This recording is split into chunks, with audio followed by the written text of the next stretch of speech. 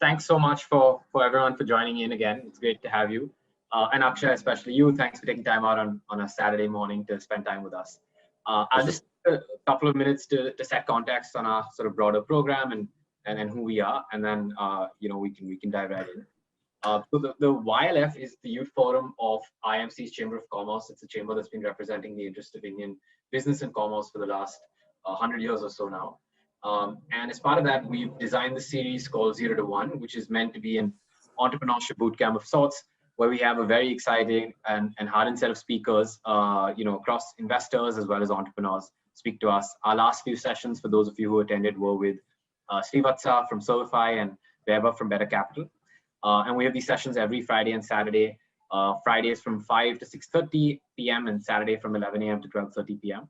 We'll post the registration links for the rest of the series as well. So, if you're interested, please do sign up. Today, it's a pleasure for me to host Akshay Narvekar. He's the founder of Bombay Shirt Company, a brand I personally admire a lot, and I'm definitely a buyer.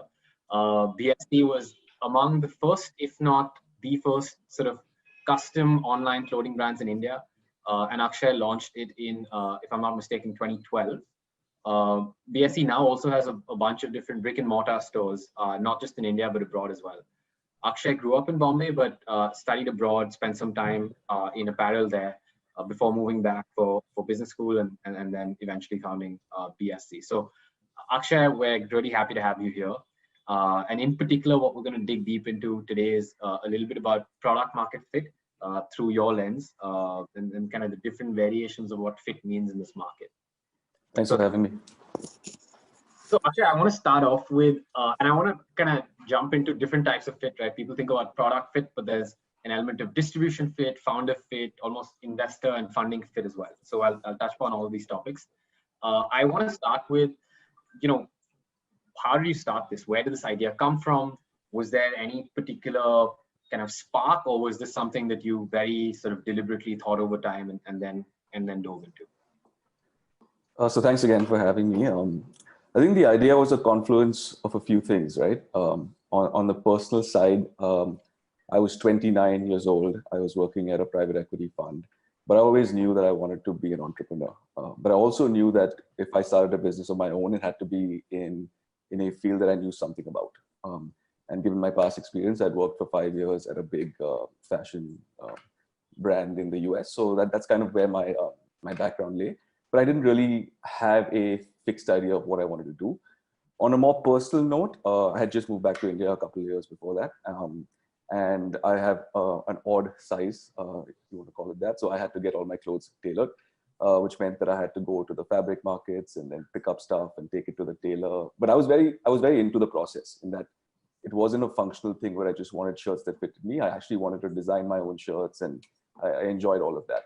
And when I did that and I'd wear them out, a lot of people had asked me, where I got it from and what brand it was. And, that started kind of like playing on my mind that, look, there's actually something to this, and I'm not the only one who's interested in this, right?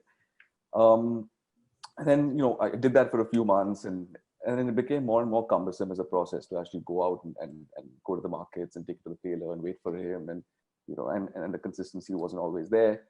And so I said, look, I have to go online and see if somebody else is doing this, and just an easier way to do this, right? And I did, and obviously the search results, at least in India, came up empty. And so then it was like this whole like perfect storm of various things, wanting to start my own business, wanting it to be in an industry that I knew something about, obviously an area that I'm passionate about to begin with. The fact that other people are asking me where I got my stuff from, I said, look, there has to be something to this. The barriers to entry in a business like this are very low, right? It doesn't take a whole lot of capital to start a website, and especially in a made-to-order business where there's no inventory, it doesn't take a whole lot to get started there either. So quickly put together, I think it was 7 lakhs between a friend of mine and myself, and within 6 months of the idea, just got it off the ground. Okay, so there was sort of a need that you personally saw over time, and then that led to you deliberately thinking about it over some time. So, if I was to ask you from the first time this popped in your head, saying, hey, there's actually nothing that serves my need out there, to when you actually went and started the business, how long was that period, and what were almost I know you described some of the steps, but what was the thinking that went into even making that decision? So in retrospect, I don't think it was long enough. I was just one of those guys, and I still am very impulsive, just eager to do things and do it fast and stuff like that. And maybe there could have been a lot more R&D that went into it. So while I had worked in apparel, I had worked in a women's wear brand, and so I didn't know a whole lot about shirts per se, right? And I could have done a lot more R&D before getting started. But I mean, to answer the question about what I actually did, it was focused on getting a website out there, right? So finding any technology company that would help us build it. It was not your cookie cutter website because it's got the customizations and sizing and all of that. But that took a few months. In fact, that was the long lead item. Going out and buying fabrics, which is our main raw material, that was easy because I was already doing that for myself. So that was the easy bit. Hiring tailors and the people who are actually going to end up making the clothes, also not very difficult, right? We did, between the contacts that I had, that was easy to do. What we didn't have the capital for is the machinery that you need to make a high quality shirt. And that's part of the reason later on why we ended up raising funding, etc. I believe from the very first day that to grow a trusted D2C brand anywhere, especially in India, a brick and mortar presence was required. But again, 7 lakhs was not enough to start that, right? So had to go without that to begin with. And like I said, I didn't know a whole lot about the shirt, what makes a good shirt and the processes that go behind it.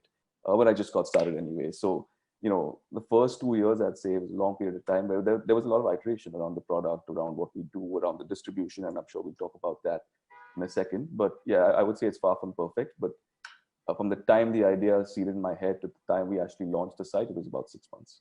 Wow, that's pretty quick, especially because it wasn't like a spark moment for you. It was something that kind of slowly came into your mind. So you mentioned something, yesterday we spoke to Weber from Better Capital, and one of the things he told us is that his mental makeup when he thinks about investments or trends or things that he wants to get behind is often influenced a lot by what he's seen in the West because he spent a whole lot of time there. Were you at all influenced by brands such as Bonobo and things like that, which had just about gone mainstream in that sort of 2010, 2012 period? Yeah, absolutely. So, you hit the nail on the head. So Bonobos is definitely a company that we paid a lot of attention to. Very similar in many ways in terms of the business model, apart from the fact that we were customized and they are not. But everything from the no inventory model to eventually us also, going into the whole guide shop distribution model, to the fact that men want to walk away from a store without something in hand, the obsession with service. So a lot of things that we picked from various brands. I think from a business model perspective, Bonobos is the one we looked at. But I think I looked at a lot of different brands who were good at certain areas, right? There were certain brands that were very good in terms of the imagery and the way they branded themselves, right? So if you look at a brand like Everlane, for example, it's really very clean aesthetic and kind of resonated with how we wanted to do things. So I looked at different brands for different things. Usually in the West, of course, there's great Indian brands as well. And I tried to sort of, pick the best of each and make that our identity over the course of time. And Indians, and I've heard podcasts where we speak a little bit about this previously, but Indians are used to kind of buying custom clothing, right? In fact, even on turn of the millennium or even later than that, there wasn't much fast fashion going on. Like the average Indian was going and taking cloth and getting that stitched. So it's not a concept that was new to us or we had left behind a long time ago, right? So that both I kind of perceive as an opportunity for your business, but also almost as implicit competition. How did you kind of look at that? Did that influence you at all? Were you unnerved by that, or did you see that as an opportunity? It's definitely an opportunity, right? So it's very much a fragmented market. There are hundreds and hundreds of tailor shops in every city. I think every person or at least every male has their go-to person or go-to tailor who they went to for all their clothes, and generations followed, right? But like I said, it's very fragmented. I think even in terms of what it takes to make a really good shirt, and I learned that the hard way, obviously, in terms of the machinery, etc., that it's not affordable by your average tailor shop. I think the selection of fabrics and the raw materials that you're offering the customer, obviously, every tailor shop is going to be limited to what he or she could offer. So I saw an opportunity to have a more consistent delivery method, more choice. And to package that all together, most importantly, under a brand that stands for a certain level of trust and promise. So I looked at it as an opportunity. If you look at the incumbents who were doing this in a branded fashion, there were a couple, but even they hadn't kind of scaled to the heights that some of their own ready-to-wear brands had scaled to. So I said, if I get it here early, and that's part of why we rushed the 6-month launch, is because I did see some value in being the first sort of now nouveau brand in the space and getting some traction from that. So I saw it as a massive opportunity, and the faster we could get to that, the better it would be for us. And you mentioned some competition. So there were the likes of Raymond's and Arvind, etc., who were thinking about this or had sort of made some moves in this space a little bit. Obviously, in some ways, much larger brands, already established with capital behind them. A lot of budding entrepreneurs, when they think about their ideas, they'll always look in the market and be like, oh, is there something already there? And that sort of unnerves you a little bit, especially if it's something which already has a brand name behind it, has capital behind it. Did that unnerve you at all? How did you actually think about that? No, so it doesn't. So I think at a very broad level, I don't mean this in an arrogant way at all, but I don't really look at competition or track it at all, even today. I think the market is massive. It's big enough for hundreds of players, right? Everybody wears a shirt, frankly, at the end of the day. So I never actually paid much attention to that. What I did do before we got started in that early 6-month period was to understand someone like a Raven's Made to Measure. What is their delivery mechanism? So what do they do? What is the experience like in the store? I don't think they had a website even at the time, so we were the first to do that. But just to understand what the process looks like, and given that I was a customer for the product, what would I like to have done differently, right? So went through the process and obviously found out certain things that didn't resonate with me that I would like to have done differently for my brand, and I incorporated that into the mix. And you spoke a little bit about the kind of trust and brand identity that you wanted to stand for. Was that something? I know you said you went straight into it in 6 months, so it couldn't have been too much thought that went into it. But was there something that you really thought about in terms of this is what I want to stand for? Especially, I guess this happened more in the last couple of years, where particularly your target audience in some ways of millennial younger buyers as well, they have a lot of they want the brands that they invest in to stand for something. You mentioned Everlane is a good example of that. So is that something you thought about back in 2012 as well, or is that something you kind of adapted and built as you went forward?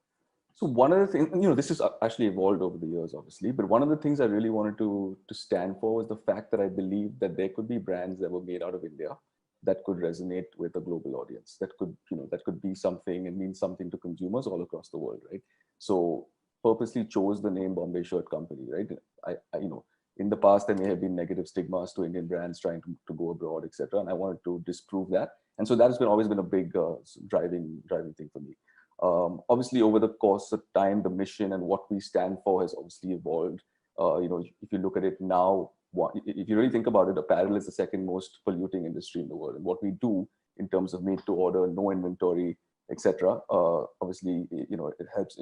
It betters that, right? So that has now become the singular focus for us to say that, look, the business model that we've adopted can mean a better world for us. It can mean that if other people even replicate it, I'm fine. I'm happy to be the tip of the spear. If it means that at the end of the day, it's making a net positive impact on everything around us. And you got started with shirts. There was a lot of other things you could have got started with. Why shirts? Why not pants? Why not anything else? Focus, right? I said, when we started the first couple of years, it took us a lot of time to iterate in the product. So if there's anyone here who's shocked with us in the first 2 years of our existence, I apologize. And we're happy to get you a free shirt anytime you want. But it took us a lot of time to perfect the shirt, right? You have to break it down to the sum of its parts, understand what goes into making a good shirt, source all the raw materials and all the machinery and all the processes that it takes to put together a really good product. Because without that, all the marketing, distribution, brand means nothing, right? And so it took us a couple of years to get to what I believe is a very good shirt. And obviously, we continue to iterate on that. And I didn't want to lose focus on that. So there was many opportunities to do a lot of different things and over the years, but we resisted that temptation. It's only now, over the last 1 year, and we can talk about this again in more detail in this conversation, is when we've actually gone out to say that we've built a platform of certain things, whether it's distribution, technology, supply chain, etc., which can help us now grow other brands within other categories. So we recently brought a brand called Cora, which does denim, and they've been around for 6 or 7 years. Now we've kind of merged together to offer a second product. We've just recently launched a third brand called City Off, which is more knitwear and urban essentials, so t-shirts, sweatshirts, sweatpants, etc. That's launched a couple of months ago now. And we're also actually launching a women's wear brand that we're merging with, which also has been in existence for 4 or 5 years. So how do we take the infrastructure that we've created and leverage that now across various brands who are, I guess, the thought leaders in their particular categories? We'll come back to that in a little bit. So I'll dig a little bit deeper there. But you mentioned it took a little bit of time to perfect what it takes to make a good shirt. Very tactically, what did that really involve from you? Was it just deep customer research and feedback? Was it you actually got kind of experts to then, once you had capital in, once you kind of had your business going, to look at it? So what did you actually do very tactically to make that happen? So it became clear to me 6, 8, 9, 10 months after we launched that the repeat rates, etc., were not what they should be for a category like ours, right? And that just points to the fact that either the service was not good or the product is not good. On the service perspective, I know I was handling customer service myself, so I was doing my best there. It had to be the product, right? And I think literally the first 3 years of the business, 80-90% of our time went into the product. So whether that meant sitting in the factory day and night, and I don't exaggerate, but I mean nights, meeting people who understand what it takes to make a good shirt, and just sponging off of them, going out there and meeting all the raw material suppliers, whether it's fabric, whether it's the interlining that goes into your collars, how to find the best buttons that are available. I mean, literally just doing every bit of research that I could, and then kind of making decisions around what is the best mix of all these different raw materials to finally put together a good shirt. That was just one part of it. The second part of it is the machinery that it takes, and that's not inexpensive, right? If you want to make a crisp collar or a crisp cuff, or you want to have a very clean buttonhole, for example, it requires a certain level of machinery, which we couldn't afford at the time. And that's when it became clear that, look, if I want to build out a brand that stands for a really good product, I may need to raise some capital to be able to do that. Now, not every investor wants to invest in fixed assets like this. So I have to obviously find people who are aligned with our vision. But that's really what it took over the first couple of years to even make the business viable. And so one aspect of it was, okay, we chose shirts because that came out of your personal need almost. And so that's what you were most passionate about. And then you did all this research and R&D and kind of figured out over a year or two what makes a really good shirt. But how do you actually think about what's curating what is relevant for your customers, right? Because that's an entirely different thing. There's one aspect is I'm going to produce something that's great, but you need to design something that's interesting and relevant for customers as well. And especially at that stage where fast fashion had just about kind of gone mainstream, particularly in India, where everyone was now suddenly wanting to buy at Zara and things like that. How did you say that, I'm going to pick what I at least perceive from outside in to be more classical and timeless, right? How did you kind of decide what that is and that this is what I'm going to do? Yeah, so luckily for us, I mean, what we're in is not the hits business, right? We're not looking at the most fashionable trend and trying to follow that, right? It's more classic style. So because we're a made-to-order business which has no inventory, what we can do is stock hundreds and hundreds of SKUs, because all you're doing is keeping some level of fabric inventory, and you give people choice, and you only go ahead and produce something when someone orders it. So that's what the model allowed us to do. But to answer your question, I think, like I said, this is not a hits business. There's, I'd say 60 to 70% of what we offer is what we call core stuff, which is available perennially, right? So certain whites in different textures, or blues, or grays, or blacks, which is just 80% of what men wear. And so what we were able to do over the course of time is build a just-in-time system where we know how much inventory we need to stock of the fabric at any given point in time, a system that reorders the fabric just based on the velocity of sales. And so that's very easy. And then another 20 to 30% of the range is more, I guess, trend driven, if you want to call it that. So prints and checks and stripes. And for that, initially you've got to trust your own gut. Again, I come back to the fact that I was a customer of this, so I wanted to just put out stuff that I would personally wear, right? And hopefully that resonated with people who shop from us. Of course, over the course of time, you realize that I'm not the customer anymore. I mean, there's a wide variety of people who buy from us who have different tastes. And now you let data drive those decisions, right? So it's not necessarily something that I might wear, but at the end of the day, if that's what people want and that's what's trending, then that's what we go with. But 70% of what we do is still what we consider core and perennial. 30% is churned seasonally. And do you said you don't like looking at competitor data so much. So when you say you look at data, is that just launch something, see how it's running, if it's not, pull it and then do something different, or is there kind of a different way of going about things for you?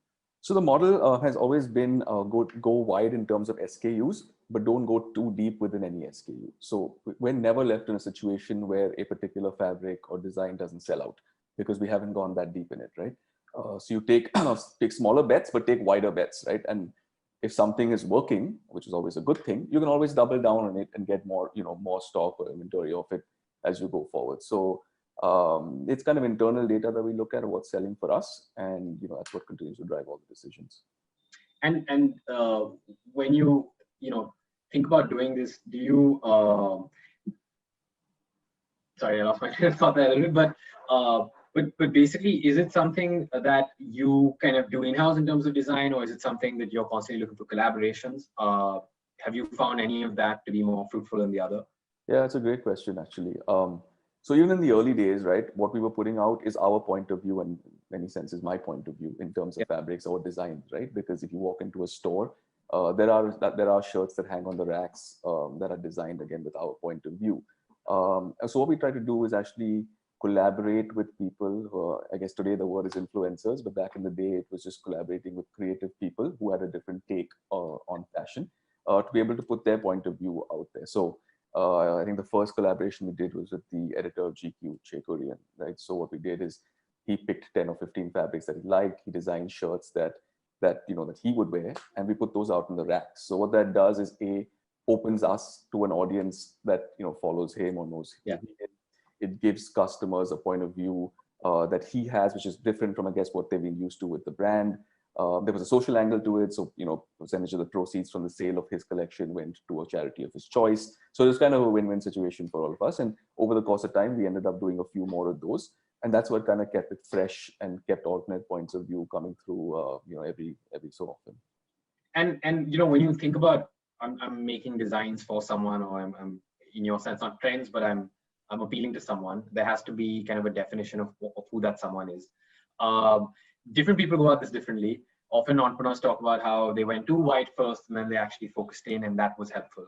And some people say, oh, we were thinking too small first, and then we kind of eventually went outwards. What was that for you in your journey? So you're asking me about the demographic of the customer that we're exactly, yeah. Did you have a very sort of core customer that you focused on, and that's expanded, or was it kind of the opposite, where you think you went too wide to begin with, and then really kind of figured out who that is for you? I think when we conceived the brand, we had a particular kind of person in mind, right? So again, it's coming up as a recurring theme in this conversation, but I was the customer, right? So somebody at the time in his late 20s, maybe early 30s, someone who has maybe works in a creative field, doesn't have to be earning a ton of money. So one of the things I wanted to do through the brand is try to make at least democratize custom made, right? So have it price, and it still is priced at a price that you would pay for a ready-made equivalent quality garment. So trying to make that distinction of saying you don't have to have a lot of money to buy what we sell. So we started off, even the way we branded the product, the way we spoke to the customer, targeted that demographic of person. Of course, given that it's shirts and it's quite a ubiquitous product, we have people from the ages of 8 to 80 who are buying stuff from us. But I don't think the messaging has to change to try and sort of encompass everybody. I think the brand is in some ways matured over the course of time because we're in a quite serious space. People take their shirts and their fit and the quality of their garments quite seriously. And I think that's an evolution in terms of the way we position the brand that's happened, I guess, organically over a period of time. But I think, if we look at the data today, it's still the same demographic that accounts for a large chunk of our sales. Got it. And we spoke a lot about in different ways about how you thought about product market fit, right? And now, of course, when people are young entrepreneurs, there's so much reading out there. There's just so many frameworks out there. When you got started, was this something you thought very deliberately about? I know you came from a private equity background, so maybe you did, but or was it something that was just kind of mental muscle that you were doing these things? No, I didn't. So there was no framework in my head.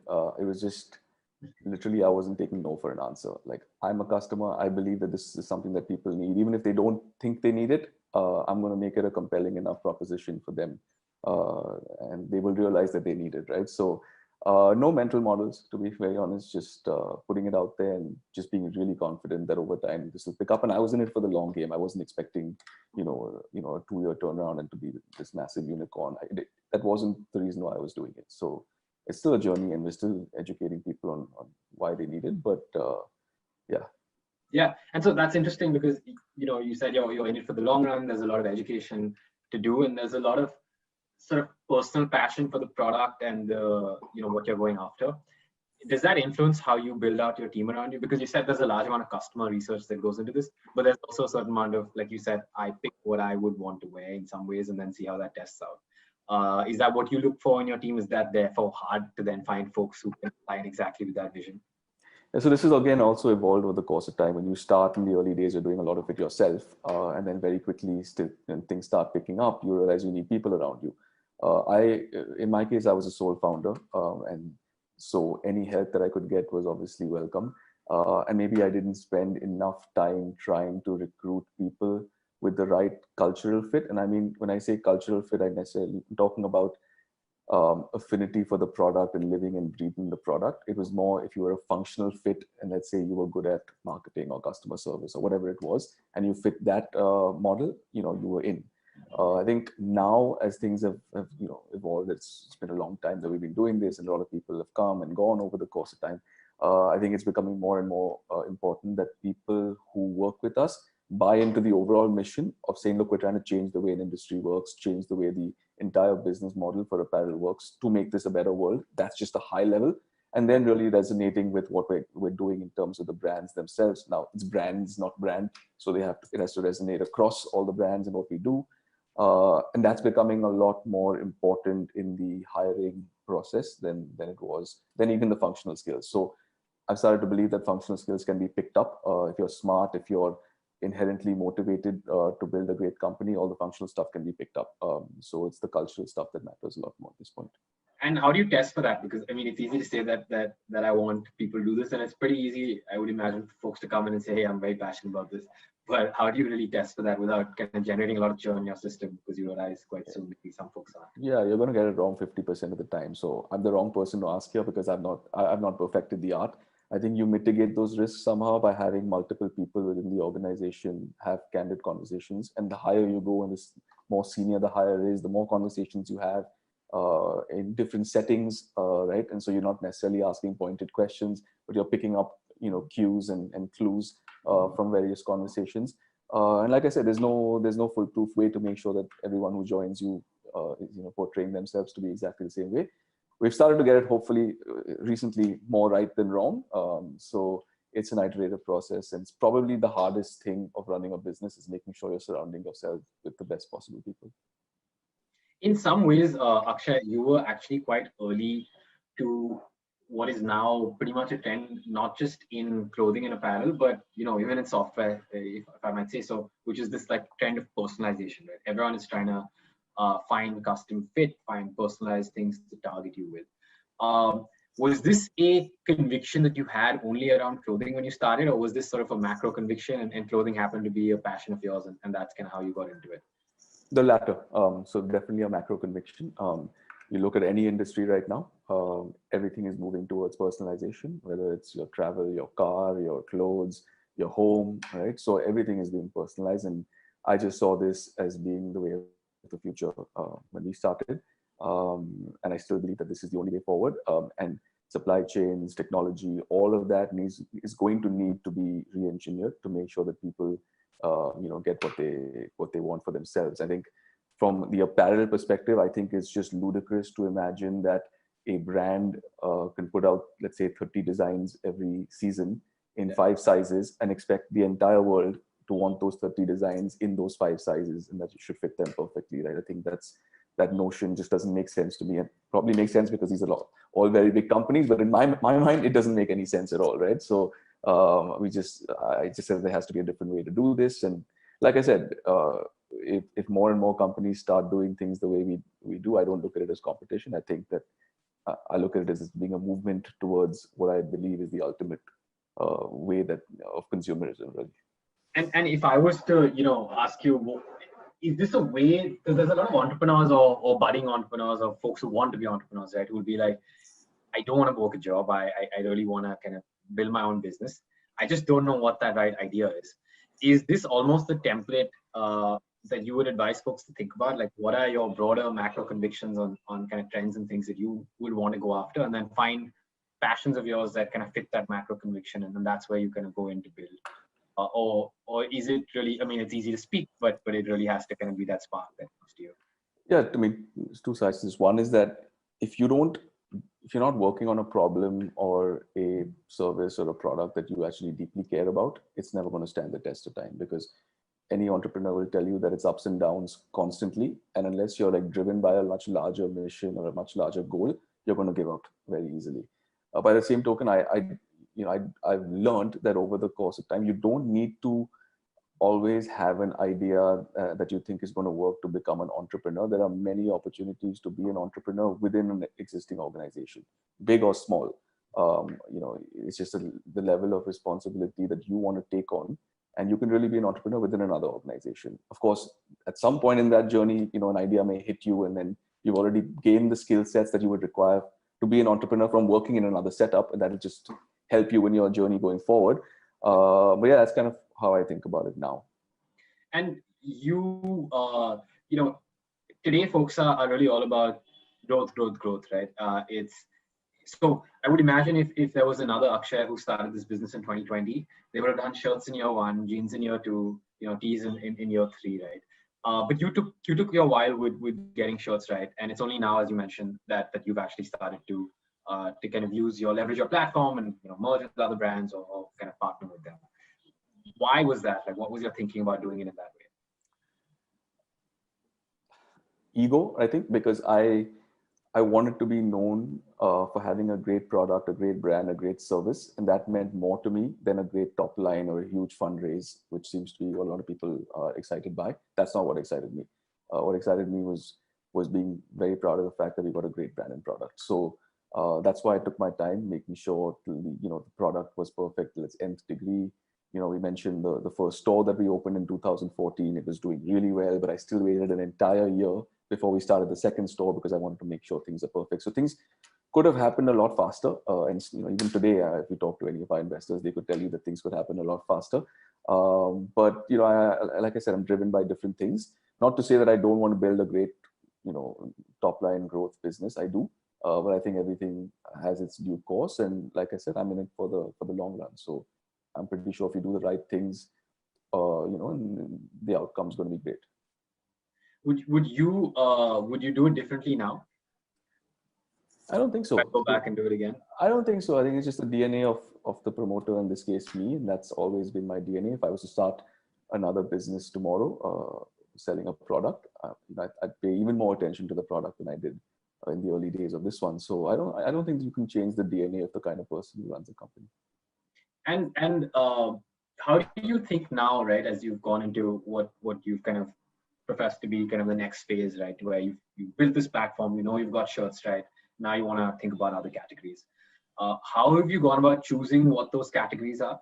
And there's different vectors of this, right? There's obviously types of apparel, but then there's also kind of the gender and sex aspect of it, which is today it's predominantly men. I know you do a little bit of women, but that's not a kind of key focus area, or hasn't been previously. So how do you evaluate what is it that you kind of choose and go into?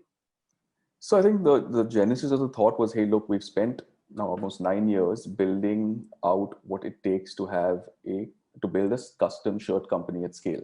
And there's 3 things to that, as I touched upon earlier. So one is building the technology that it takes to be able to have this sort of automated supply chain and linking to the customer and the data and all of that. That's been our biggest investment over this course of time.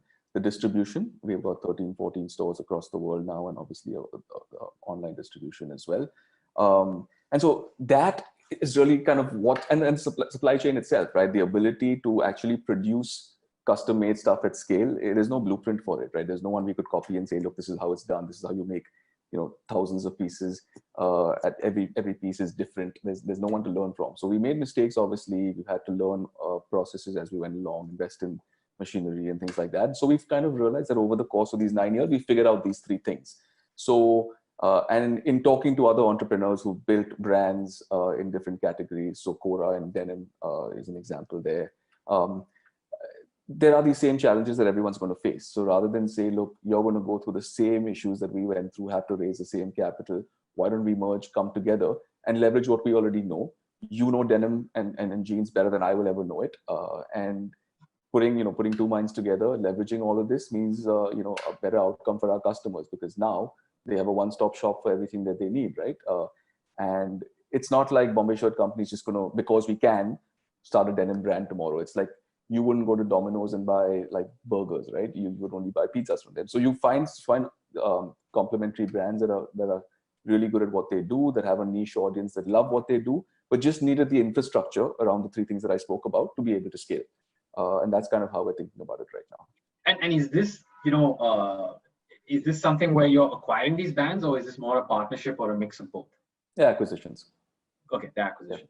Is there analogs for this having happened in the DTC world elsewhere? What you're trying to kind of pull off? Not to my mind. Like the way I look at it is that you look at brands like, big brands like LVMH, right? So Louis Vuitton has multiple brands under their portfolio, but I don't see any synergies really that bind them together, right? They all run as separate entities just under one big holding company. And my view is that in a digital world, there are so many synergies that you can have on the back end, or even the front end for that matter, through the distribution. So, just next week, actually, our Bombay Shirts website is now going to have the other brands on it. So you're basically driving traffic to one location, and you can leverage the same ad spend, etc., and get a much higher return on investment. So I guess what I'm trying to say is that I haven't seen it yet, to be honest, this multi-brand digital strategy. And I'm sure we learn a lot about it as we move forward. But in my mind, the blueprint is quite clear. And Akshay, do you consider yourself a technology company? We spend a lot of time, effort, and capital on technology. In fact, our largest, salary base is our technology team. But it's one of those things where everything has equal weightage. We're also building brands. We're also manufacturing. We're also running a store operation, right? So there's multiple areas of focus. So to call ourselves just one thing, I think is a disservice to the other functional areas in the company. But definitely none of this is possible without an investment in technology. And because I asked that because there's a lot of emphasis on that these days, right? Because of the, as an entrepreneur, the multiples involved when you're tagged as a technology business. Most recently, we saw how that didn't work out in the case of WeWork. But that's kind of why I ask you. And a lot of what you're saying in terms of, we've built this platform which is scalable, kind of alludes to that. So can I love your perspective on yeah, I think what has changed, especially over the last few years, is the fact that there are so many SaaS tools to build out stuff that you want to build, right? So whether it's as something as large as Shopify on the front end, or all the plugins that you could then link into Shopify to be able to market and do all this other stuff, that has in some senses reduced companies and our company's reliance on having to build technology.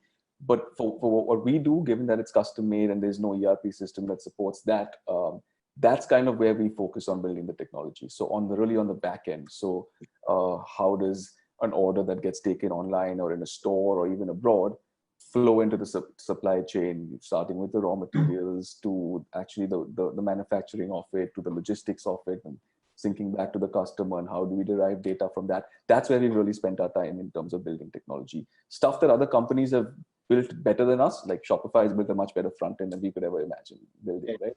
There's so many marketing tools that other companies, that's their only thing they do. They're building a particular marketing tool. So why build that ourselves? So it's trying to understand what technology we build that actually create value and hasn't been built before, versus let's be humble and say, look, certain things have just been built better by other people, and let's just pay a SaaS fee and go ahead and use those.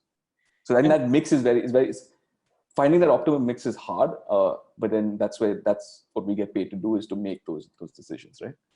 And then how how do you look at scalability in a business like yours, right? Because to your point, there's certain modes that you're searching for, or things that you think you can do better than others and that you'll invest behind, right? So that is making the best shirt, for example, or building the best supply chain for custom, or building a brand that people resonate with. That's a lot of things on your plate, and a lot of things that you need to kind of think about that. Sorry, I lost you for a second. Can you just repeat that? Yeah, sure. So I said, how do you think about scaling a business like this? Because you mentioned about investing behind things where you can build a moat, and you mentioned a couple of different things actually. You said, I want to build the best shirt, I want to build the best supply chain to make a customizable shirt, I want to have the best service, and I want to have the best brand in this type of space. So that's a lot of you're focusing on, and a lot of things that are actually quite sort of resource heavy in some ways in terms of the manpower you map to that. So how do you think about your business being scalable and taking that upwards?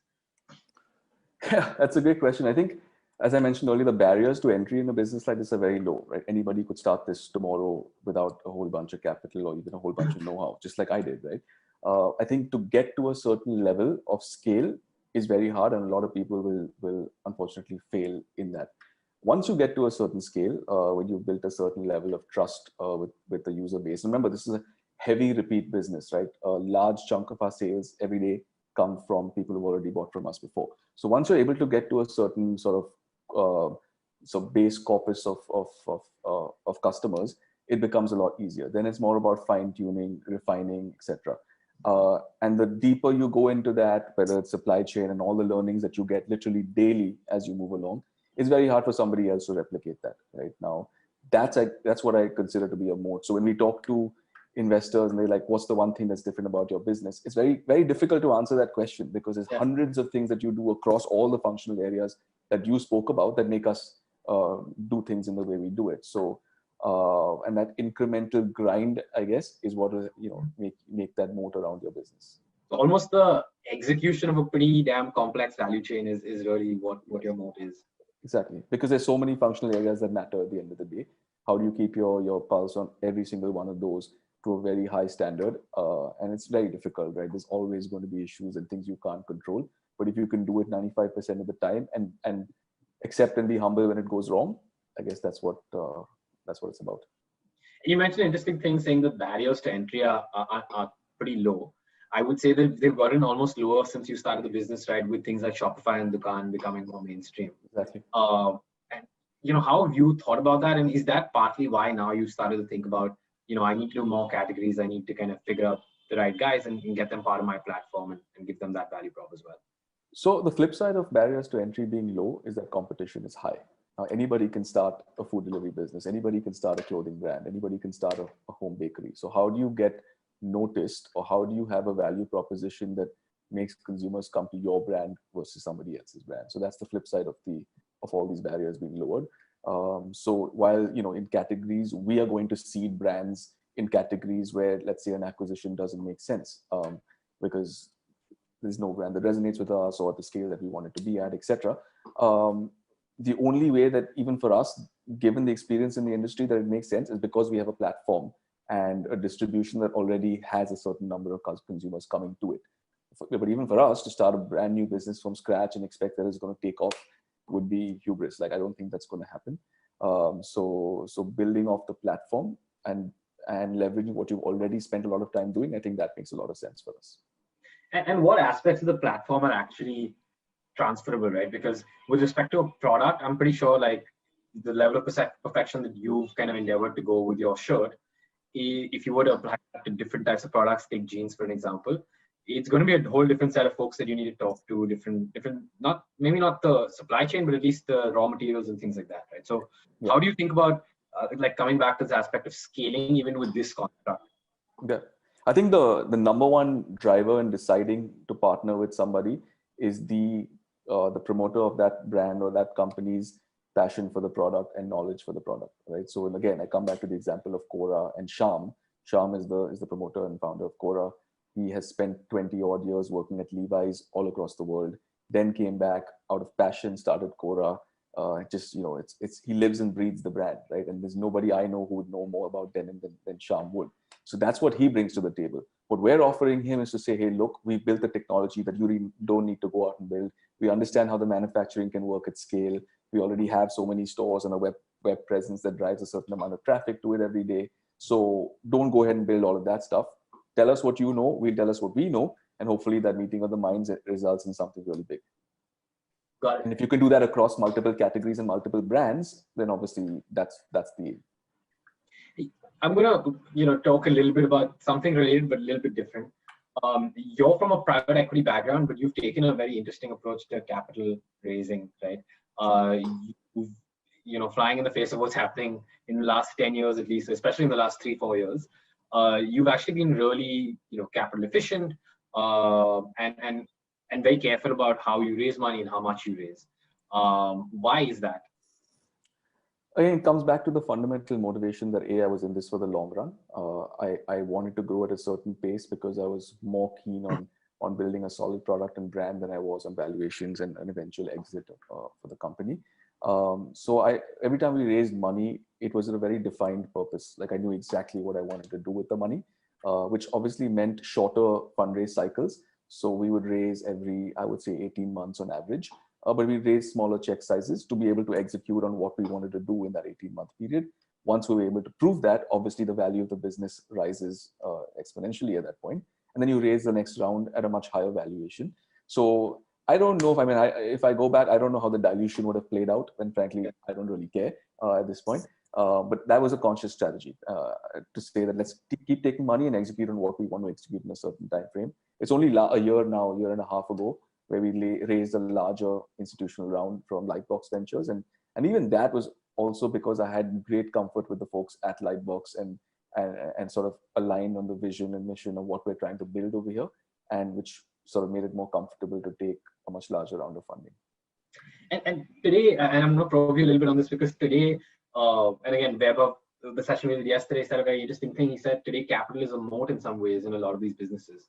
And again, with this conversation we're having around, it's becoming a little bit easier to at least start a D2C business. Maybe it is more difficult to get the right eyeballs, but then capital becomes a moat in grabbing those eyeballs and kind of pushing forward, right? So do you think that you would be more amenable in kind of today's age versus what it was 7-8 years ago, going more capital heavy, or would have done this differently, for example, if you started today? So I guess Weber probably knows better than me, but my view on this is that it depends from industry to industry. We're not in a winner takes all industry, right? Apparel is the whole world's your market. If you can get even a small slice of that pie, that's fine. So it's not like maybe food delivery or transportation, where it's pretty much a winner takes all thing, and I mean that's when capital really is a moat. Also for the kind of business that we are, it's not a heavy cash burn business, right? We're monetizing daily. We take payments upfront from the customers, but pay our suppliers 60 days out, so it's working capital negative. So there's many reasons why capital for us is not the be all and end all of it. Of course, if you're trying to get the dominant position in the market, regardless of how big the market is or how fragmented it can be, that obviously helps. And so that's when we have to calibrate to say, okay, and that's kind of the only time I really look at competition to say, okay, look, is someone scaling faster than us and going to have more share of mind and eventually wallet than we would, and then calibrate our fundraisers accordingly. That hasn't really happened in the space we are. It's still not a very mainstream thing, custom made. So it's not been the biggest concern for us. And was it, in your fundraising process, was it hard for you, or was there always a lot of interest in the space? Or did you really have to go and educate investors that, this is interesting? And it's because people think about apparel and they think very differently about the kind of working capital requirements and things like that, right? Whereas what you're kind of saying is that the way you've set up your business with custom, it's completely different. So does that take a lot of explaining? Was it hard initially, or were there people who were kind of bought into the vision? I'd be lying if I said that it was all very easy and we were able to raise funds quickly. That's not true. We've had meetings over the years with pretty much every VC that there is around here. But when someone believes, they really believe. And I've been really lucky to have found a core set of investors who've had like unwavering conviction from the first time I met them. And so even through the tough times, and I'll be honest, I mean, for most fashion brands, COVID's not been the easiest time for us to function.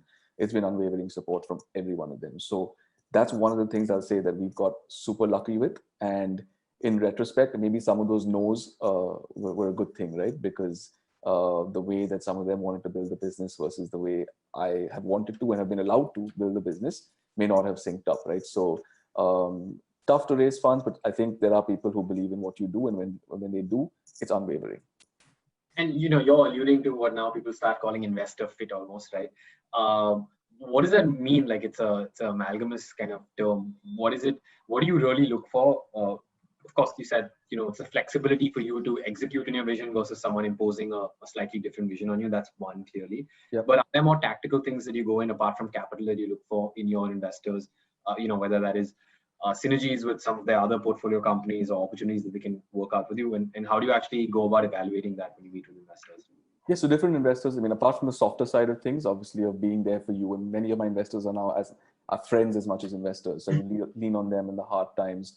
A lot of them have experiences with other companies, portfolio companies of theirs, and so can tell you how to deal with a tough situation, um, giving you context, right, of other companies in different industries and how they're growing, or the challenges that they face. So you realize that also sometimes you're not in this alone, right? The issues that you face are not just unique to you.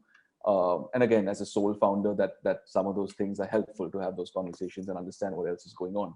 So there's a lot that a lot that investors bring to the table. Um, but again, it's about finding the right guys, because there are times when things are really tough and people can turn on you or demand a lot from you when it's not all in your control. And the patience that they show, almost like being a friend as opposed to being just a business partner, right? So that's really important as well. I'm gonna flip a little bit. We've been talking about the product, and then we spoke a little bit about sort of the investor fit aspect of it. I'm gonna flip a little bit to almost distribution fit. And I know you've had an interesting journey around here. We were talking a little bit before we got started with the session, and you mentioned you came into it thinking about it as a pure sort of online play, and then you said I put my first store in, right, in I think 2014 is when you said, and that was a changing moment for you. So can you talk us through a little bit of how you thought about distribution initially and how that kind of changed over time? Yeah, so this has been the most frequent, if you want to call it, pivot over the years, has been our distribution strategy. So when I started in 2012, it was kind of like everyone was starting a website, and this was the time that India was going digital. And so I said, look, I have to start an online business. And as I mentioned, nobody was doing custom shirts online in India, so that was the thing to do. I didn't know anything about scaling or growing a digital business, to be very honest. So when I started, it was a kind of a rude shock to me to realize that it's not just enough to start a website. To actually draw consistent traffic to it takes a whole lot of other things, right? And then given the kind of space that we're in, immediately there are two things that consumers find as impediments to doing it online. They want to know how they'd get their size right. They want to touch and feel fabrics, because how do you tell one white fabric from the other one, right? So realized, okay, that's something that digital cannot immediately solve. We started a home service where we'd send people home to measure you and to show you the fabrics, right? Came with its own set of challenges in terms of execution and consistency and all of that. And I happened to chance upon a property in Kalagoda, which is our first store. I'd seen the property years ago. It was one of the most beautiful spaces I'd seen. And a friend of mine who actually is the landlord posted something on Facebook saying, hey, look, my place is for rent. Is anyone interested? And within literally 2 hours, I was at his doorstep negotiating the rate. And again, this comes back to our investors being so amenable to this. I went to them and said, look, this is not part of the business plan. I told you this is going to be an online business, but the space is beautiful. I think we can do something with this from a brand perspective. And by the end of the day, we were good to go. So that's what that was about. We launched the store without really having any expectations. If I remember correctly, I had said that if we do like 10 shirts a day, I'll be like super excited and this would be a complete win. And then obviously it's far exceeded our expectations, and it really got people to understand that this brand existed, told people about what we do and how we do it, and sort of set that unique positioning for us. And that kind of became strategy for us going forward, because the success of that store gave us the impetus to open the second one. And when that did well, we said, let's go to other cities. And when those did well, we said, okay, let's go to other countries. And so in many ways, it became our distribution strategy became very much offline led at a time when most companies were being sort of focusing on digital. Tying back to the fact that we hadn't raised a whole lot of capital, it's very difficult to have both an offline strategy as well as an online strategy without the kind of capital that you need to grow both. So we've kind of been more of offline led over the last 6-7 years or whatever it was. Now with the recent fundraise and obviously the world just absolutely moving digital, it's been our focus over the past couple of years. But I think having built that offline distribution and awareness in different cities and because of the physical stores, it makes the job of going digital now a little bit simpler. So when you opened that first store, was it predominantly your sort of thinking going into it was, I need to generate awareness from the store and this is going to be like my one flagship store in Bombay, or was it, let me start this and see where it goes? What was your thinking? So again, like coming back to my mentality, is like the space is so beautiful. I know that we could make this look amazing, and I had no expectations. Like we just built a store, and to my mind, it was a really beautiful store, and I was just excited by that. Like I really didn't think very much past that. over the next 6-8 months, we started getting crowded, and we couldn't even take. I used to work at the stores literally 7 days a week, and we couldn't even have lunch on most days because there were so many customers. That's when I started realizing, hey, there's something definitely to this. And the first time I realized that, look, this brand actually might go somewhere.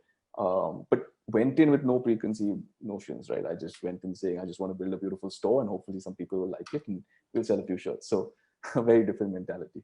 Yeah, so that Kalagoda store is actually the first time I noticed the brand, and I really like it, and now I'm a regular buyer. But how do you even think about the format that you're going to go into? Obviously, the space one was one aspect of it, what you can do with it, but it's a little bit different from the average apparel store that you enter. Like, there's a nice desk in the middle. You're going there to flip through fabrics. There's only so many SKUs in the store, right? So was this something you iterated over time? Was there sort of a template for you to follow? And is this something, because I haven't visited a whole lot of other stores, but is this something that you've replicated, or now you've come up with a little bit different formats that you want to play depending on the aim from that store? Yeah, so this is most of the stores in those days, and even now, are 600-700 square feet. So I think Kalagoda store is about that size. But because there's no inventory, the leverage on that can be as much as having a 5,000 square foot store. We envision the layout and the journey again for what we would want from a store, right? So walking in, having a center table, and spending a lot of time there myself sort of made me realize what people come there for, why people are coming, the fact that it's a community table and people are sitting around it with their own stylists, discussing designs, talking across the table to other people they've never met before. So it really became an experience. You come there with your wife or with your brother or your son, and you're designing stuff together. I think that whole experience and sense of community is what people came there for. And so that's what we kind of replicated in all the stores that we opened thereafter. Of course, as time goes on, you keep iterating on that, and things change, and things are definitely more digital than they were back then. It was very manual. We didn't know how to run a store. We'd never run a store before. So we just did what we thought a store needs to have, right? Even sales were like on a Google sheet or whatever at the time. So obviously we iterated through all of that. But I think the genesis of the store is that, look, this is an experience center where people come to have a fun couple of hours, and by the way, walk away with a whole bunch of stuff that they will hopefully like later. And you, at least it seemed at the time after a year or so of that store launching, that you went relatively aggressively speaking on launching new stores, whether that was, mostly in different cities in India, but more recently even abroad. How did you go about thinking of, these are the cities I'm going to go into internationally or in India? So I know you went in New York and Dubai, which obviously are going to be large markets with a sophisticated audience that matches your demographic. But I'm sure there are other cities like that as well. So what kind of was your mental math that went into choosing the locations that you wanted to go into next? So I'm not going to lie to you and say that data drove which cities we went to, because at the end of the day, we went to places like Delhi and Bangalore and Chennai and stuff like that, right? Which is obvious markets for us, right? So not a whole lot of thought process behind that. The thought process was more around where in those cities we want to be in, right? We want to be in certain areas where the demographic matches with the kind of brand that we are. So that's that kind of more focus as opposed to the cities themselves. And coming back to the international, right? For me, as I mentioned, from day one, what I wanted to do was build a brand that could resonate across the world. So when the opportunity to do something in New York and Dubai popped up, I mean, I jumped at it because this is the sole reason why I built this or started this, right? So, and again, like you said, massive markets. We started Dubai first, which I thought would be a test ground for us, given that it's a good mix between being an international location, but also a healthy sort of Indian diaspora. So it'd be a good transition for us to test the international waters. Once we got some confidence in that, very quickly after we went ahead with the New York opportunity, which is the biggest market in the world, right? So who would not want to be there? So I wouldn't say there's a whole lot of like dissection that went into the decisions, but yeah, some level of calibration. And you said you managed customer service almost entirely in the first couple of years. Customer service for an online only brand is I'm sure drastically different because it's related predominantly to kind of delivery and then product quality versus customer service when you actually start offline stores, right? Where now there's an element of the stylist and the in-store experience. What was that learning curve for you, and how did you actually kind of build that muscle over time?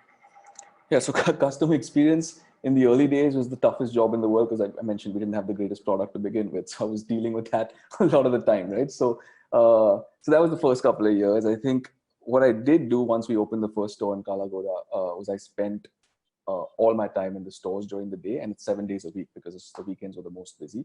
So I would usually go and open the stores with the team in the morning, stay there, take orders myself, talk to customers, all of that until about 6, 7 o'clock in the evening. And that's when I would go over to the factory. So I'd go over to the factory and then work with the team late into the night with the tailors and everybody there and sit with them just to make sure that all the orders that we took in the day are now in production. Because the work is only started once you've taken the order.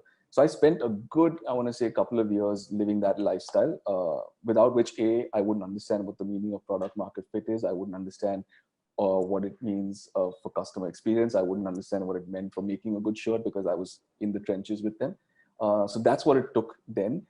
For customer service today, I think it's kind of pivoted, especially now given what's happened with COVID. My view is a little bit different, and we're trying something now that's somewhat, I guess, radical, is that we don't have a customer experience team sitting in our corporate headquarters like an army of people on the phone. We don't have that. What we've decided to do is to say that we've got 13 stores and roughly 50 people, 50 stylists who are sitting in all these stores. And while the stores may be busy, there's some point in the day that somebody in some store is not busy. And so they're all connected through one central SaaS tool, which I think is Freshdesk or Freshchat or one of those, right? So all queries to any store or to the main sort of support helpline or whatever, all get channeled into one place. And there are 50 people sitting across the country who could pick up tickets and answer them real time. And I believe that someone who's at a store, who deals with customers every day, who understands what they need, their issues, their pain points, or what drives customers, are better positioned to answer queries than somebody who's sitting in a head office behind a telephone who's never seen a customer in their life. And so I believe that's kind of the way of the future. So we don't want to build out a customer experience team, but we incentivize our store teams and stylists to answer questions. Is that working out well for you? Like, because that's, there might be, if I was to play devil's advocate here, some amount of accountability, like issues, right, where it's kind of open tickets and folks have their day jobs as well. Have you found that to work well? Because otherwise it sounds awesome, right? Like, it's been 7 months. It's been 7 months since we've been doing this. And the great thing about these SaaS tools is the accountability. So you know exactly how many tickets there are, who has picked them up, how many have gone unanswered, right? So you see a particular store has picked up 30% of the tickets. So I guess someone's getting an incentive that month, right? Versus another store who's not picked up any tickets, right? So that's what these tools allow you to do, is to really track and make people accountable. And you kind of understand the motivations of your own team, right? Who's most efficient and who's not through that. So touch wood, it's been great. We just have one customer experience person sitting out of our office, and that's kind of just to cover at times, maybe on weekends when the stores are really busy and nobody can answer the ticket real time. But it seems to be going well. And I think for us, this is definitely the way we're going in the future. And were there any, supply chain challenges that came with having this offline approach across cities, or not really? Was that, it didn't add that kind of added layer of complication? So I don't think the supply chain challenge was because of the fact that we were spread out across cities. I think the model has always been one central location where all the raw materials and fabric inventory lies in one place, is produced and then sent out all across the world. The issue around supply really is that it was never able to meet up to demand. So we've been through some really rough times, especially in years, during Diwali, where people had to wait like 4 and 5 weeks just to get one shirt, right? And a lot of time people are just like, dude, it's just a shirt, right? Why am I waiting a month for it? I can go anywhere and buy it. And we've lost a lot of customers, I'm sure, over the years because of slow delivery. But again, in our defense, so to speak, is that there was no blueprint for how to scale the supply that quickly and maintain consistency and all of that kind of thing. And it's something that we've only been able to learn after a long time. But that's always been the challenge. I think we could have, again, been a lot bigger than we are today had supply consistently matched demand as we scaled. And so is your model even in the store, for example, in New York, that you make in India and then ship abroad? Yes. The only difference between the India or Dubai stores and an India store is that the shipment or the delivery takes 18 hours longer than it does to Delhi. So it might take 24 hours to ship something to Delhi. It takes 36 hours to ship it to Dubai and maybe 40 hours to New York or something like that. So, but again, even that is sort of back-ended in the factory, in that a New York shipment would be produced first because of the slightly longer lead time. So at the end of the day, the customer gets it at the same time, regardless of whether you're sitting in Lower Parel or sitting in New York. And for you, that's not been a challenge in terms of sort of the price point that you've wanted to maintain, given that you've had to build in for a bespoke product where you're not actually shipping kind of a lot of volume over to the US from here? No, so I think in terms of the product, like I said, from a pricing perspective, I always wanted to maintain parity with ready-made and ready-to-wear brands because that's the whole proposition of the brand. Are the margins as healthy as margins for ready-to-wear products? Maybe not, but they're definitely healthy enough to run a very profitable business. So that's kind of the lesser concern. Once you get to scale, and our fixed costs are also not that high, I'm not sort of splitting hairs for margins here. Got it. And the other interesting thing about going offline after starting online is now it's a buzzword, but I'm sure when you started doing it, it was at least in India, it was only just picking up this concept of omni-channel, right? Like how do you ensure that everything is seamlessly connected? I know one of the cool things that the first time I walked in a store that I found was very interesting was that, hey, you bought a shirt from us, we have your measurements, now it's fed into the website. And I'm sure there's a lot more things that you guys did. How do you actually think about merging that online and offline, and what kind of differentiated you from other folks doing it outside? Yeah, so omnichannel is is very 2018, right? I guess the 2020 buzzword is phygital, right? And it's completely blurred the lines. And again, COVID has taught us this, right? That it's completely blurred the lines. And over the last year, when stuff was locked down for a large amount of time, our store teams were sitting in the store and taking orders from customers via WhatsApp. Now, do you consider that a store sale? Do you consider that a digital sale? Who knows, right? To the same point that my customer experience team is servicing online orders but sitting out of a store. So I think the whole concept of omni-channel, physical, digital, it makes no sense anymore. You could be theoretically sitting anywhere doing any kind of transaction. I don't know. I'm still kind of getting my head around how to differentiate the two, and frankly, I don't even know if it matters. Right? It's just when a customer wants to buy something, we just need to be present to help them, whether it's physically sitting in person across from somebody or through a digital channel. And you mentioned that distribution was where you actually pivoted a lot. So first pivot was to even decide to put in an offline location, which, as you mentioned, was on the mind, but actually the spur was just that location that happened to become available, and then it just worked. Yep. What were the other pivots specifically in this particular journey for you from the distribution perspective? So it was first online to home visits, to stores plus home visits, to then saying home visits is not a customer experience that we can be proud of, or we can't differentiate ourselves from anybody else. So we nixed that. Then it started becoming a whole bunch of stores. Now it's kind of like, okay, COVID means that we got to focus more on digital, but also we've got all these brands coming on our platform, which means we might need larger format stores. So let's not go into like 4 locations in Delhi. Let's just get one big location. So these things are just iterative, and it's just how things evolve. There's no way to really plan for it. But I guess where we are today and the way I look at it is that we want to be present in every big city, want to have large enough stores that all our brands can be showcased through the store. But really our growth lever is going to be the online. And what categories are you super excited about? So you mentioned jeans and basics, but part of it, we touched upon this briefly, was that you want to align with the vision of whoever you're kind of looking to acquire or partner with. But I'm sure there are people out there. So how do you decide that I'm into kind of shirts, that's my core.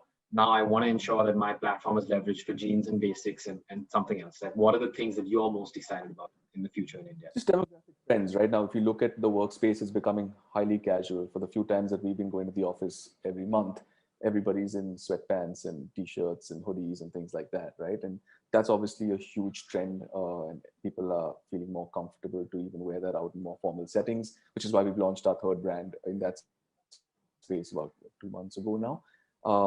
And so just keeping in tune with what people are wearing, right? And again, most of us now are all consumers of our products, so we know what people want. In terms of the technology and the platform and the ability to leverage all this, it's built in a way that we can do women's wear, we can do shoes, we could do theoretically anything that we wanted to do. It has to obviously have a logical progression. We can't be going from making shirts to suddenly doing shoes. That's not logical in the customer's mind. But a good extension from shirts is jeans or pants, then extending out to t-shirts, and stuff like that. Obviously, then we have a choice between going deeper within menswear and saying, let's get into accessories or socks or underwear and stuff like that, or let's capture maybe a bigger market when it comes to women's wear, right? And so we're in the process of making an acquisition in the women's wear space, where the founders know infinitely more than I would ever know about women's wear. They've built a brand, a loyal following, for brand, but because of COVID, needed to sort of come on board with us to be able to now take it to the next level. So that's something we're super excited about. You're actually touching about something which I work at Bain for everyone here. When we do sort of adjacency strategy projects with different folks, we have this concept called being close to the core, as close to the core as you can, and then look at attractive markets around that. And you've pretty lucidly explained what that is. But there's two kind of variants to this that you spoke about, which is should I go to like logically next extension categories within menswear, or should I actually say, okay, I know how to make this particular type of apparel for men, can I do it for women? In this market, what according to you is actually easier to do? Is it easier to kind of go to the next logical thing for men, or is it actually easier to flip to women? Hey, look, I think time will tell. But really, it's about finding. At the end of the day, like I said, I know shirts, but I don't know jeans as well, or frankly, t-shirts, or even women's wear as well as somebody else does. So it's opportunistically finding the best partners in those categories, and then sort of making that merger. Because if I wasn't to find somebody in jeans, I'm not going to start it just for the sake of starting it, right? So there has to be some reason why people are coming to us, and that typically lies with the expertise of the person who's created those brands. So that's kind of the driving factor, more than just the need or the demographic need. That's sure there's a need, but if I'm not the right person to service it, I probably shouldn't be taking it up. So, and the ethos behind all of these is going to be that it has to be custom made, right? Yeah, there are 3 or 4 sort of key tenets of when we bring a brand onto the platform. One is that it's custom made, so there's no inventory, no wastage. Has to be this has to be made to order, right? It may or may not be customized in terms of size. Like for example, if it's a socks brand tomorrow, I mean, how custom can you go with socks, right? You just can't. So that's still kind of fungible. Sustainability in terms of the production processes, the way it's made, the factory it's made at, the kind of materials that go into not just the product, but the packaging and all of that. There has to be a clear sort of provenance when it comes to that. We also look for brands that they don't necessarily need to be massive brands, but they need to have a core following of people who absolutely just love those brands. And that's when you know that there's a DNA for this to grow, is because it's got these power users who just love Cora denim, for example, like will only buy Cora denim and live and breathe by it. Those are the kind of brands that fit with us. Less than a brand could be doing 10x that revenue, but if it doesn't fit this criteria, then it's probably not the right fit for us. And how do you go out and find those brands? Is that very natural, or is that something you actually been focusing on? It's an organic process. It's not like we go out and say, look, we want to get this one on board or that one on board. It's a small ecosystem, the apparel entrepreneur ecosystem. And so a lot of people reach out for conversations around different things. And in the course of the conversation, you kind of start thinking about maybe there's something more to what we're talking about than just pure advice. And there's synergy here. In the case of Cora as well, we just tried it out. We had Sham come from Delhi, where his office was, and just sit in our office for 3 months and work out of our office and just get a feel for the culture and see if that made sense to him. We did a trial in the Kalagoda store for a month, and he did humongous sales. And then it's kind of like, okay, I think we're a good fit culture-wise. Obviously, the sales justify this. How do we now quickly just take it to the next level? So it's very organic. There's no sort of blueprint or strategy for it, but it has to be a fit. And when you're thinking almost at a radically next stage of your growth, right, where you're going from single product and single brand almost to multiple brands, multiple products, how will that affect, for example, me walking into a Bombay shirt company store? Like, are you thinking of kind of abstracting upwards to a kind of larger brand, and how do you actually think about those kind of decisions? Yeah, very good question. I think every investor has asked me the same question as well. Building brands is not easy. Okay, it's a lot of money. It's a lot of thought that goes behind building a brand. In the case of this other categories, the brands have already been built and nurtured over the course of time. So we're not building something from scratch. How do you put an umbrella on this with a brand that encompasses all of these sub brands, so to speak? It's a lot of work, a lot of money, a lot of time, which I don't think anyone on the team has right now. Is it going to be confusing for people to walk into a Bombay shirt company store and see jeans and something else? Potentially, and that's incumbent on us to actually talk people through that.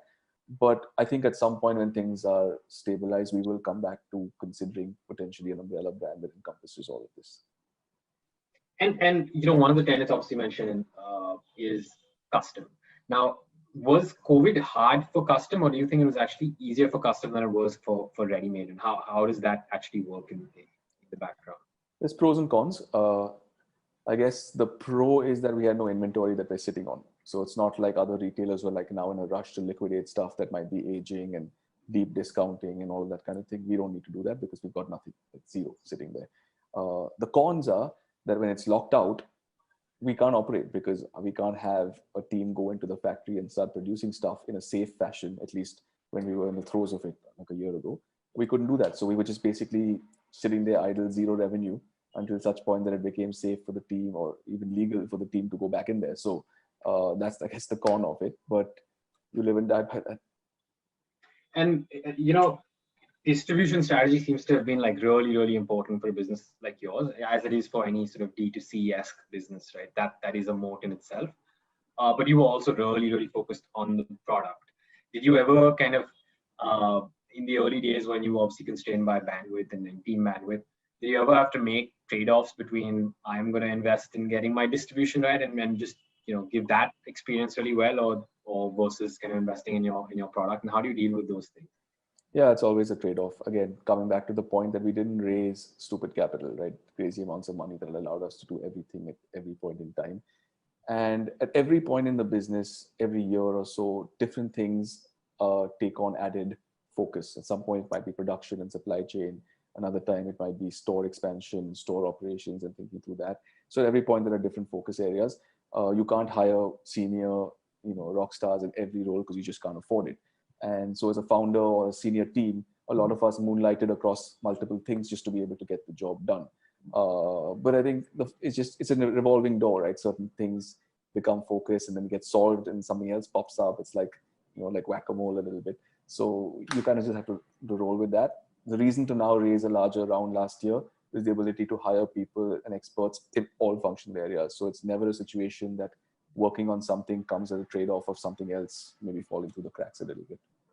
And what you're doing is a space, and we touched on a little bit earlier, where there is sort of fast fashion going around, but there is also, even if I exclude fast fashion, there's a lot of innovation that you need to almost keep up with, whether that's in terms of fabrics, or it's in terms of the design, or all of these different things going on, right? Yeah. When you're running at such a frenetic pace with so many other things, how do you actually measure if you're innovating enough?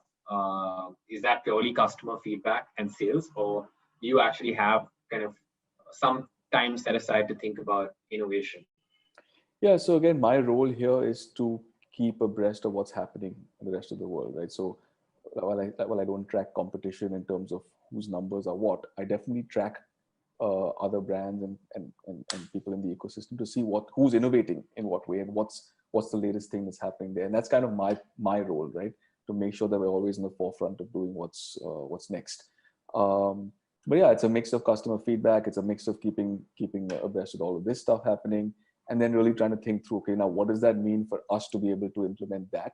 What does that mean from a capital perspective, from a resource perspective, from just a bandwidth perspective? Like, are we even in a place where we can devote any time to this? That's kind of my role in the organization. And very tactically, what does that mean, Akshay, when you say I keep abreast with these things? Is it just, having conversations? Is it like browsing catalogs? What does that actually entail? So personally, I'm a huge podcast guy. So I listen to at least 2 podcasts a day. So at least an hour of my day, if not longer, goes into listening to podcasts. And they're very specific around whether it's startups, entrepreneurship, or the apparel space. So I've got a few things that I listen to. That's one. Obviously, social media, right? Everyone browses through that, and you get a lot of information. So interestingly, my Instagram feed has 0 people, like 0 friends, 0 people apart from my wife. It's only brands.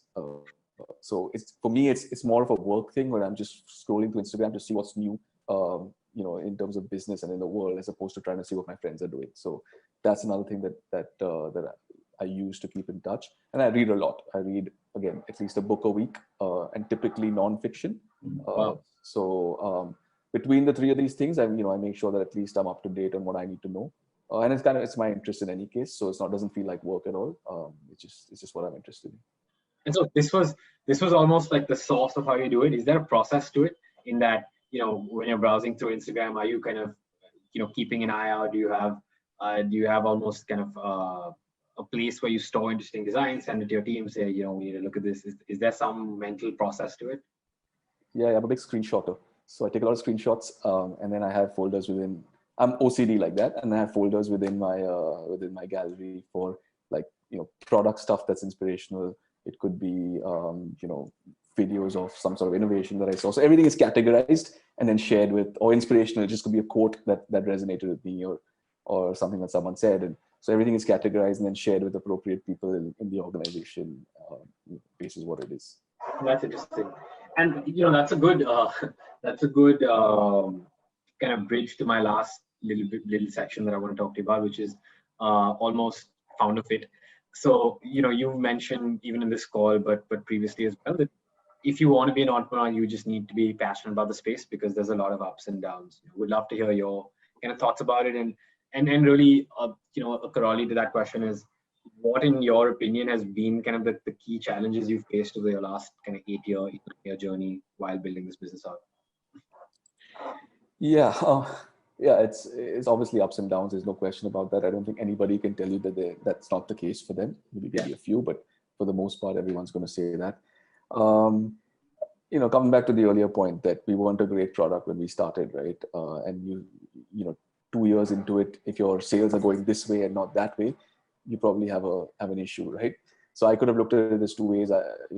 One part of me was like, look, this is clearly not working. I gave entrepreneurship a shot. It's what I wanted to do, but let me just accept this humbly and say, let's move on to something else. But for some reason, I don't know why, but I was just so bullheaded. I was trying to figure out what it would take now to sort of still scale this to where I wanted to scale this. And that's when I went back and broke down what it takes to make a good shirt and all of that. So there are times when, if I look back, we should probably shut the business many times, right? But for whatever reason, I don't even know what that is. We just didn't, and we continued to just plow along. I mean, that's kind of, does that answer your question? Yeah, but what was there like? I'm sure COVID would have been hard, but were there like, what were the other kind of specific instances which you kind of said this is really hard, like this particular? For me, I think management of people doesn't come naturally. I'm a certain way. I mentioned I'm a little bit OCD, so I expect a certain level of stuff, and I don't necessarily have a lot of empathy for stuff that doesn't happen the right way, right? And over the course of time, I've lost my cool on multiple occasions and could have done things a little bit differently on that front. I'm nowhere close to being perfect as a manager, but I'm a little bit more conscious of what I need to do, and that's been the biggest challenge for me. And as we've scaled and have a lot more very capable senior people who've been there and done that in many roles, I have to adapt myself to kind of to be the kind of person that adds value as opposed to the other way around. And that's been the biggest challenge for me. I think product and strategy and funding and all these things are like just functional things that you need to go through, and you figure it out if you have the inclination to figure it out. It's the softer side of stuff that for me doesn't come as naturally, and it's something that I've had to work on for sure over the journey. And I'm sure in particular for you, like you said, you've focused on product. You're very keen on being a perfectionist in what you're doing, and you haven't raised a lot of capital. And then there's been kind of challenges on the softer side of things. How have you really kept yourself motivated and kind of true to your vision, and said that, because you have all the things in your resume that you could have easily done this for 4 or 5 years and said, okay, this is too hard, I'm gonna hop back off. What kept you motivated and going over a long period of time? And I'm sure lots of entrepreneurs deal with that. Like what kind of is your message almost to folks on how to deal with these things? Yeah, so I'm not as motivated as with by money and exits and stuff like a lot of people are. I think for me, it was the first mission that I had of building a global company and a brand that's based out of India that could stand for something that people could be proud to associate with. That's always been everything for me. And then the second mission, which is evolved along the way, is what we can do and how the apparel industry can change the world for the better, right? As I mentioned, building a no inventory on demand model that's personalized to the user, right? This is to me the way of the future. And if we can build a business of certain scale that people obviously recognize and then hopefully even emulate, that to me will be a huge success in my career, right? And if get more and more people doing that, that's how the industry moves and becomes the norm for the industry. I want to take some credit for pioneering that, hopefully. So these are the two things that singularly drive me every day. It's this December will be 10 years since I sat in my bedroom and conceptualized the idea. So it's obviously been a significant part of my adult life. But it doesn't feel like work. It just feels like what I was meant to do. And that brings me to my last question, which is, when is it that Akshay and Narvekar is going to be like, man, I made it?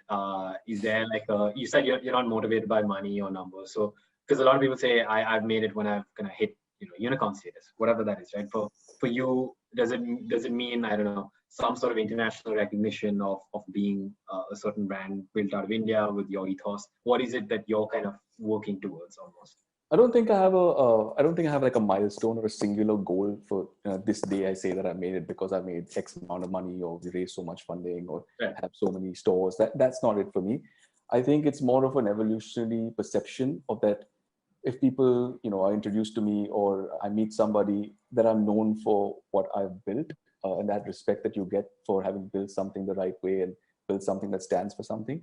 That to me, and it's not transient. It's not like I reached that one goal, I'm so excited, and then like 10 minutes later, now it's my next goal.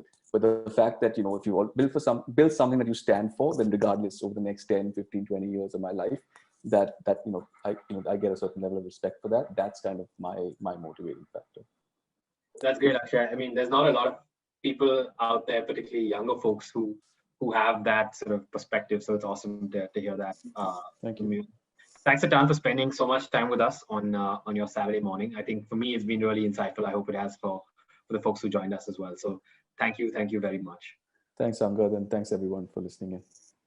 Thanks all, and we're gonna have a bunch more sessions from next Friday onwards as well. So next Friday and Saturday, Anita will post the link. So please feel free to register for the rest of the seasons as well. Thanks, Akshay again. Bye bye. Thanks, thank you. Thank you.